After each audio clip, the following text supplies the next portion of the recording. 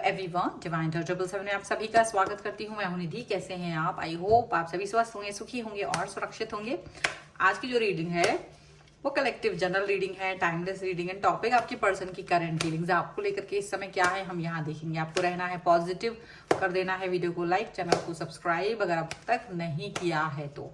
Personal reading के लिए आप आ सकते हैं, व्हाट्सएप नंबर आपकी स्क्रीन पर है। रीडिंग स्टार्ट है 199 रुपीज ऑनवर्ड्स। मिनी रीडिंग से लेके डिटेल रीडिंग तक करवा सकते हैं। अगर आप सीखना चाहते हैं टैरो कार्ड रीडिंग तो उसके लिए आप ज्वाइन कर सकते हैं क्लासेस की कोर्सेज को, और इस क्लास को ज्वाइन करने के लिए आपको लर्निंग का मैसेज मुझे करना है, ठीक है। सो अभी हम स्टार्ट कर रहे हैं अपनी इस रीडिंग को। देखेंगे आपके पर्सन की करंट फीलिंग्स आपको लेकर के क्या है। सबसे पहला कार्ड यहाँ पर आ गया है चेंज, देन फाइटिंग का कार्ड है, then here is break through. Okay, यहाँ पर है इनर वॉइस, यहाँ पर है क्लिंजिंग टू द पास्ट, यहाँ पर है the lovers. Okay, celebration, past lives, patience and adventure का कार्ड है यहाँ पर।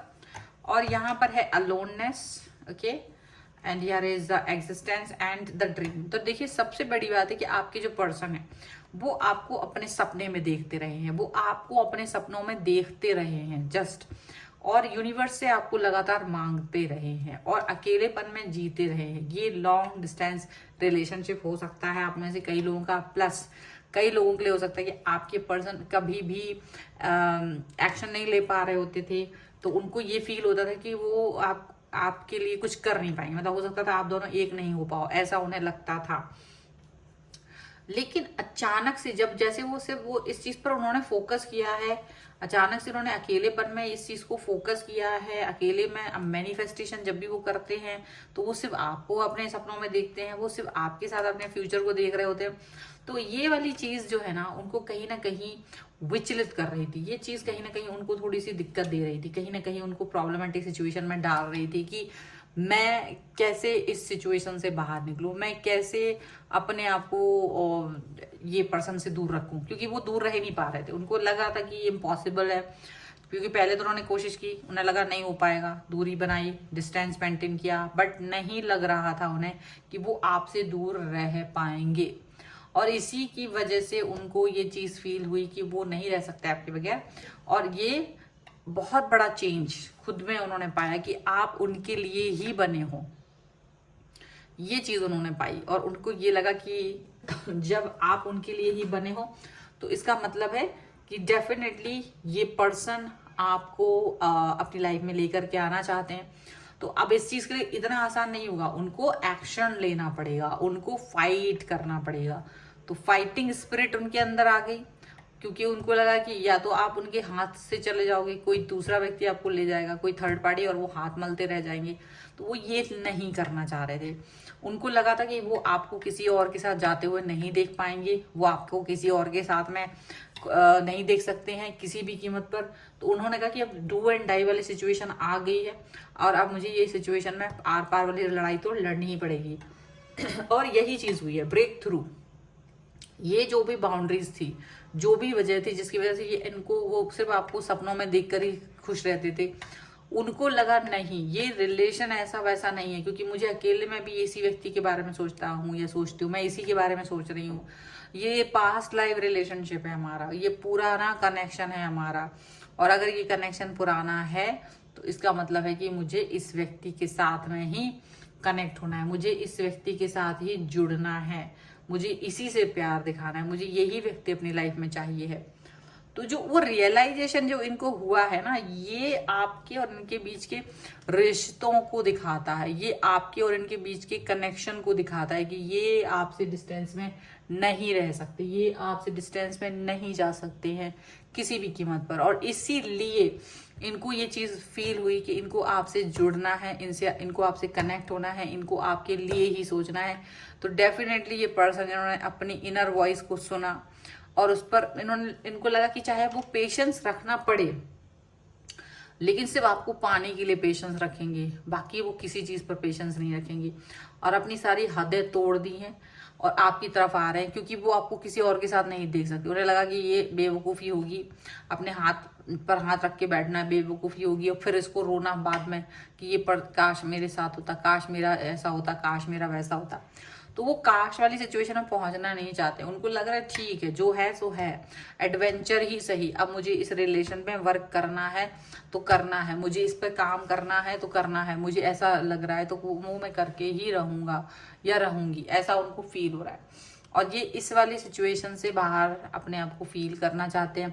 ये चाह रहे हैं कि मुझे अपनी सिचुएशन को बहुत अच्छा करना है, मुझे इस सिचुएशन पे वर्क करना है, मुझे इस सिचुएशन के साथ में आगे बढ़ना है।